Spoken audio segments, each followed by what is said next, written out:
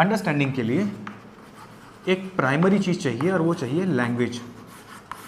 अगर आपको लैंग्वेज वो नहीं पता तो उसकी अंडरस्टैंडिंग भी आप डेवलप नहीं कर सकते। अब पूरे हिंदुस्तान का जो स्कूली सिस्टम है उसमें सबसे बड़ी समस्या क्या है? उसमें सबसे बड़ी समस्या है यही लैंग्वेज का पार्ट है। हमारा जितना भी सिलेबस होता है ये सारा का सारा होता है किसमें? इंग्लिश लैंग्वेज में।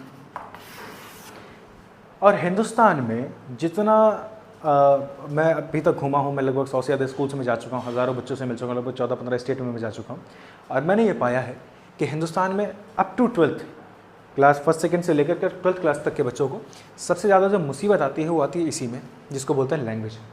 मैक्सिमम बच्चों को ये लैंग्वेज आती ही नहीं होती है, उनको वो इंग्लिश लैंग्वेज पता ही नहीं है। मैं अगर उनको कोई 2 पैराग्राफ दे दूं और बोलूं इसको हिंदी में समझ के बताओ तो मैक्सिमम बच्चे नहीं कर पाएंगे। मैं उनको बोलूं कि ये मैं हिंदी में पैराग्राफ बोल रहा हूँ, आप इसको इंग्लिश में ट्रांसलेट कर दो, मैक्सिमम नहीं कर पाएंगे। क्या आप कर पाते हैं? अगर आपका बच्चा या आप कर पाते हैं, आपकी क्लास के बच्चे कर पाते हैं तो मुझे कमेंट में ज़रूर बताइएगा। तो सबसे बड़ी प्रॉब्लम हमने आइडेंटिफाई करी कि सबसे बड़ी प्रॉब्लम है लैंग्वेज की, बच्चों को इंग्लिश लैंग्वेज नहीं आती होती है। इसीलिए सुनिएगा ध्यान से, इसीलिए टीचर क्लासरूम में एक ट्रांसलेटर का काम करता है। हाँ, टीचर ट्रांसलेटर का काम करता है। जिसे हम एक्सप्लेनेशन समझ रहे हैं, जिसे हम कह रहे हैं कि टीचर एक्सप्लेन करेगा, ये एक्सप्लेनेशन और कुछ नहीं, उस चैप्टर उस टॉपिक का ट्रांसलेशन मात्र है। यानी जो बुक में इंग्लिश लैंग्वेज में दे रखा है, टीचर उसी बात को हिंदी में समझाता है, उसी बात को हिंदी में ट्रांसलेट करके परोस देता है। आप चाहे वीडियोस दिखाएं बच्चों को, चाहे आप पीपीटीज दिखाएं, चाहे आप एनिमेशंस दिखाएं, चाहे आप खुद एक्सप्लेन करें, आप कोई भी टूल इस्तेमाल करें, कोई भी मटेरियल इस्तेमाल करें, उसमें आप कर क्या रहे हैं? उसमें आप कर रहे हैं ट्रांसलेशन। एक टीचर मूल रूप से पूरे सिलेबस को, पूरे चैप्टर को, पूरे टॉपिक को, पूरे सेंटेंसेस को सिर्फ ट्रांसलेट करने का काम कर रहा है मैक्सिमम टाइम पे। हो सकता है कुछ बातें अपनी तरफ से जोड़ देता हो सकता है बहुत सारी ऐसी चीज़ें वो बताते हों जो उनको पता है लेकिन उनके सिलेबस में नहीं, लेकिन अधिकांश 80% लगभग जो चीज़ें टीचर एक्सप्लेन करते हैं वो बुक का ट्रांसलेशन मात्र होती है।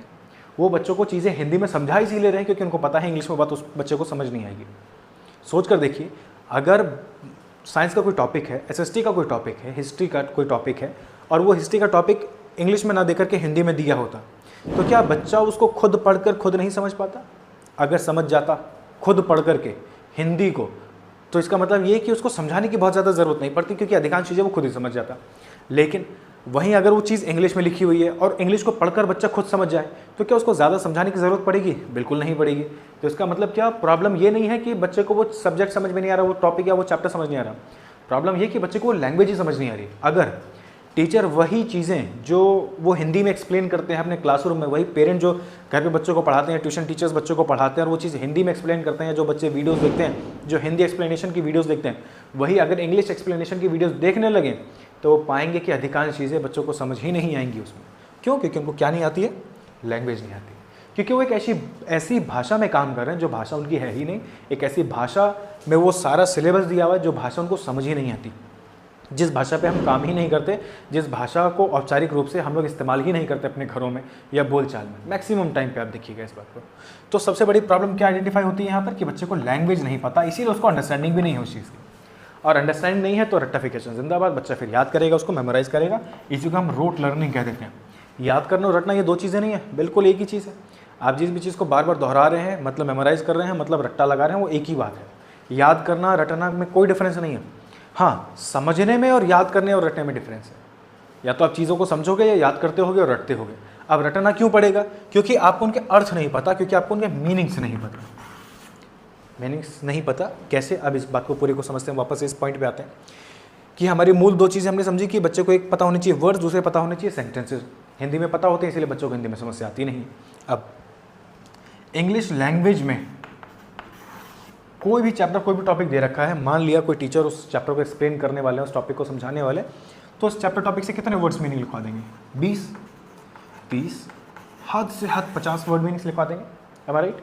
कोई भी चैप्टर हम एक्सप्लेन करते हैं, आप बच्चे की नोटबुक उठाकर देख लें, आप एज ए टीचर आपको पता होगा, एज ए पेरेंट आपको पता होगा, आप मैक्सिमम 20 से 30, 50 वर्ड के मीनिंग्स बच्चों को लिखा देंगे उस चैप्टर को स्टार्ट करने से पहले।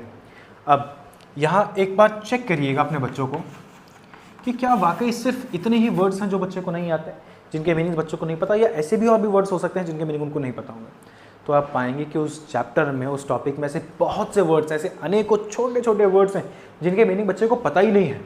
और आप ये मानकर गलती कर बैठे हो कि उनको पता होंगे, यानी आप भ्रम में हो कि बच्चे को उन सारे वर्ड्स के मीनिंग पता है, जबकि बच्चा जानता है कि मुझे इनके मीनिंग्स नहीं पता, उसके बावजूद भी वो उन वर्ड के मीनिंग्स पर काम ही नहीं करता, उसके बावजूद भी हम ना वो वर्ड मीनिंग्स लिखवाते, ना बच्चा उस चीज़ को लिखता, ना उसको जानता, ना उसको पढ़ता, और ऐसे ही आगे बढ़ता चला जाता है। तो प्रॉब्लम क्या है? प्रॉब्लम ये नहीं है कि उसको टॉपिक समझ नहीं आया, प्रॉब्लम ये बिल्कुल नहीं है कि उसको चैप्टर समझ नहीं आया, उसको वो सब्जेक्ट समझ नहीं आया। प्रॉब्लम क्या है कि हमने वर्ड्स और सेंटेंसेस पर जमकर काम किया ही नहीं। मुझे बताइए, अगर किसी चैप्टर टॉपिक के हर सेंटेंस का मीनिंग आप समझने लग जाएं, हर सेंटेंस का अर्थ बच्चा खुद से समझने लग जाए, खुद से निकालने लग जाए, उसको हर शब्द का अर्थ समझ में आने लग जाए, तो क्या उसको चैप्टर समझ नहीं आएगा? तो क्या उसको टॉपिक समझ नहीं आएगा? लेकिन हम यहाँ सोचते हैं कि इतना टाइम किसके पास रखा है, हम क्यों इतनी मेहनत करेंगे, हम क्यों इतना समय लगाएंगे वर्ड मीनिंग्स कराने में? क्योंकि हमको तो चाहिए परीक्षा, क्योंकि हमको तो परीक्षा की तैयारी करवानी है, हमको शिक्षा से कोई लेना देना नहीं, हमको ज्ञान से कोई लेना देना नहीं, इसलिए हम इतनी मेहनत करवाते भी नहीं है। लेकिन मैं जानता हूँ ऐसे बहुत कम लोग हैं जो ज्ञान के बारे में सोचते हैं, जो शिक्षा के बारे में सोचते हैं, ना कि परीक्षा के बारे में। मैं जानता हूँ ऐसे भी लोग हैं जो समय देना चाहते हैं, जो सही रास्ता ढूंढना चाहते हैं। ये वीडियो उन्हीं के लिए है। तो यहाँ पर आपको क्या करना है, अगर आप आगे शिक्षा के लिए काम करना चाहते हैं, अगर आपके मन में परीक्षा का द्वंद्व नहीं चलता है, अगर आप आगे ज्ञान के लिए काम करना चाहते हैं, तो आपको वर्ड मीनिंग्स पर काम करना है। आपको हर शब्द का अर्थ बच्चे से ढूंढवाना है, उसको ये तय करने दीजिए कि उसको क्या आता है और क्या नहीं आता है। यानी ये जो 20, 30, 50 वर्ड मीनिंग्स आप लिखा रहे हैं एज अ टीचर, या आप एज अ पेरेंट उसको लिखा रहे हैं, ये आपके हिसाब से आपको लगता है, ये आपने कल्पना करी है, ये आपका भ्रम है कि ये सारे वर्ड्स उसको नहीं आते होंगे, जबकि ऐसे अनेकों वर्ड्स हैं जो उसको बच्चे को नहीं आते। तो अपने हिसाब से अनुमान ना लगाएं, अपने आप से भ्रम में ना रहें, बच्चे को फैक्ट चेक करें, उसको तय करने दें, उसको चेक करने दें, उसको वेरीफाई करने दें, उसको क्या आता है और क्या नहीं आता। इसके लिए क्या करें, आप बच्चे को बोलें पूरे चैप्टर को लो, उसको रीड करना स्टार्ट करो, और जो भी वर्ड का मीनिंग नहीं आता उस पर अंडरलाइन लगाना शुरू कर दो। छोटे से छोटा वर्ड, इज का मीनिंग नहीं आता अंडरलाइन लगाओ, माइक का मतलब नहीं पता अंडरलाइन लगाओ, हेड का मतलब नहीं पता अंडरलाइन लगाओ। जो छोटे से छोटा वर्ड है, बड़े से बड़ा वर्ड है, जिसका मीनिंग आपको नहीं पता अंडरलाइन लगाओ। आप पाएंगे बच्चा 40 से 50% वर्ड्स पर अंडरलाइन लगा देगा, 40 से 50%। क्यों? क्योंकि उसने कभी इन छोटे छोटे वर्ड्स पे काम ही नहीं किया, क्योंकि उसने बहुत सारे ऐसे वर्ड्स हैं जो साल दर साल स्किप करता चला गया, छोड़ता चला गया, और आज वो चाहे 8th में, 9th में, 10th में, 12th में, 6th में, 5th में, 4th में, उसको पता ही नहीं हो सारे वर्ड्स। तो अंडरलाइन लगवानी है किस पर? वर्ड्स पर। कौन से वर्ड्स पर? जिनके मीनिंग्स उसको नहीं पता है। अब यहाँ समझिएगा, मैंने बात करी कि टीचर एक ट्रांसलेटर के रूप में काम करते हैं। टीचर बच्चों को ट्रांसलेट कर करके दे रहे हैं। ट्रांसलेट करने का मतलब क्या है? हम उसको हिंदी में सुना दे रहे हैं, हिंदी में ट्रांसलेट कर दे रहे हैं, अनुवाद कर दे रहे हैं। और यही काम हम वर्ड मीनिंग के साथ भी करते हैं कि सपोज करिए एक वर्ड है रूल। रूल का मतलब होता है नियम, ठीक। आप यहाँ लिखेंगे इसको वर्ड, और यहाँ आप लिख देंगे मीनिंग, और इस तरह से एक पूरी लिस्ट तैयार करके दे देंगे कि भैया इसके हिसाब से आपको वर्ड मीनिंग्स याद करना है। बिल्कुल नहीं करना है। ये जो वर्ड है, इसका जिसे आप मीनिंग बता रहे हैं, ये असल में इसका मीनिंग नहीं, ये एक और वर्ड है, ये एक और शब्द है जो दूसरी भाषा में आपने दिया है। अर्थ का मतलब ये नहीं होता, अर्थ का मतलब शब्द नहीं होता, अर्थ का मतलब होता है पिक्चर। अर्थ का मतलब एक और शब्द का होना नहीं है, अर्थ का मतलब एक और शब्द मिल जाना नहीं है। अर्थ का मतलब है उस शब्द की माइंड में पिक्चर बन जाना। अर्थ का मतलब है उस शब्द के मायने को समझ लेना, उसको अपने जीवन से जोड़ लेना, उसकी इमेजिनेशन कर लेना, उसकी ऑब्जर्वेशन तक पहुंच जाना, उसको अपने आप से एसोसिएट कर लेना, उसके एग्जाम्पल तक पहुंच जाना, उसके एग्जाम्पल खुद बना देना, खुद को उस वर्ड से रिलेट कर पाना, यानी कुल मिलाकर क्या हो जाना, उस वर्ड की पिक्चर बन जाना। इसको कहते हैं अर्थ, इसको कहते हैं मायने। इसको मायना नहीं कहते, इसके साथ में जब पिक्चर ऐड हो इसे मायने कहते हैं। मैंने बोला बॉय, बॉय मतलब लड़का, तो ये इसका अर्थ नहीं है, ये इसका अनुवाद है, ठीक। तो हम वर्ड मीनिंग, शब्द अर्थ के नाम पे शब्द का अनुवाद करना सिखा रहे हैं। अनुवाद नहीं करना है, अर्थ करना सिखाना है, उसको मायने पकड़ना, मायने समझना सिखाना है। अब ये कैसे काम आएगा आगे, इसके बारे में हम बात करेंगे। जीवन में इतना बड़ा असर है, इतना बड़ा इम्पैक्ट है इस चीज़ का, और इतनी बड़ी वैल्यू रखता है ये, इसको हम आगे समझेंगे। तो बॉय, बॉय का मतलब लड़का, और यहाँ मैंने बना दिया एक लड़का। मैंने बोला रूल, रूल माने नियम। अब मैं किसी भी नियम की एक एग्जाम्पल की पिक्चर बना दूंगा, इसे मैं कहूँगा वर्ड के साथ में इसका मीनिंग जुड़ जाना, वर्ड के साथ में इसको समझ में आ जाना, इसके अर्थ जुड़ जाना, इसके मायने जुड़ जाना। तो अपने बच्चे को बोलें कि सबसे पहले वो अंडरलाइन लगाए। अंडरलाइन लगाने के बाद में जितने भी वर्ड्स निकल करके आए हैं, जितने भी वर्ड्स, सपोज करिए आपकी क्लास में 40 बच्चे हैं, आप 5th को पढ़ाते हैं, 8th को पढ़ाते हैं, 10th को पढ़ाते हैं, आपकी क्लास में 40 बच्चे हैं। मुझे बताइए 40 के 40 बच्चों का दिमाग एक जैसा है कि अलग अलग है? ऑफकोर्स अलग अलग है। 40 के 40 जो बच्चे हैं उनकी सोचने समझने की जो स्पीड है, जो कैपेसिटी है, वो सबकी एक जैसी है कि अलग अलग है? सबकी अलग अलग है, सबके ज्ञान का स्तर एक जैसा कि अलग अलग है, सबका अलग अलग है, सबके पास जितना इन्फॉर्मेशन है, जितने वर्ड्स उनको पता है, जितने चैप्टर्स उनको पता है, वो सबके पास एक जैसे कि अलग अलग, सबके अलग अलग है। तो फिर आप सबको एक जैसे वर्ड मीनिंग कैसे लिखा सकते हो? तो फिर आप सबको एक जैसा मानकर ये कैसे अंदाज़ा लगा सकते हो कि हाँ इन सबको ये सब नहीं आता हो? ये सरासर गलत है, ये सरासर एक तरीके का इल्यूजन क्रिएशन है जो हम अपने दिमाग में कर लेते हैं। एक सरासर भ्रम पाल लेना है अपने दिमाग में कि हमें लगता है कि 40 वर्ड बच्चों को नहीं आते होंगे, वो 40 वर्ड हमने लिखा दिए और हमने मान लिया कि बच्चों को सबको आ जाएगा। बिल्कुल नहीं आएगा। तो पर आपको क्या करना है, 40 बच्चे हैं तो 40 के 40 अपना अपना टिक लगाएंगे। 40 बच्चे हैं तो कोई किसी पे टिक लगाएगा, कोई किसी पे टिक लगाएगा। हो सकता है किसी को कुछ चीज़ आती हो सकता है किसी को कुछ चीज़ ना आती हो। तो हर बच्चे का चैप्टर अलग, हर बच्चे का टॉपिक अलग, हर बच्चे का वर्ड अलग, हर बच्चे की अंडरलाइन अलग। उसको हो सकता है किसी वर्ड की आती हो सकता है किसी वर्ड के ना आती हो सकता है ऐसे बहुत सारे वर्ड्स हो जो आपको लगता है कि उस बच्चे को नहीं आते लेकिन आते हो। ऐसा भी हो सकता है कि आपको लगता हो कि इस बच्चे को आते हैं लेकिन उसको नहीं आते हो। दोनों ही बातें हो सकती हैं। तो इसके लिए हर बच्चे को बोला जाए कि आप अंडरलाइन लगाइए।